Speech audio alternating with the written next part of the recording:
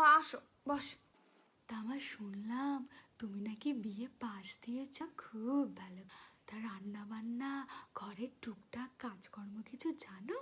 Wait, আপনি কাজের লোক খুঁজতে এসছেন নাকি বউ খুঁজতে এসছেন? আমি পড়াশোনা শিখেছি আপনার বাড়ি গিয়ে খুন্তি নাড়ার জন্য? যারা লোকের বাড়ি কাজ করে মা, তারা সংসার চালানোর জন্যই করে, এতে কোনো অপমান নেই। বাড়ির টুকটাক কাজকর্ম এইসব জানা, এগুলো তো আমাদের নিত্য প্রয়োজনের মধ্যেই পড়ে মা। ওই যে তোমরা কি বেসিক নিড নাকি বলো, আমার ছেলে বলে মা এই কথাটা খুব।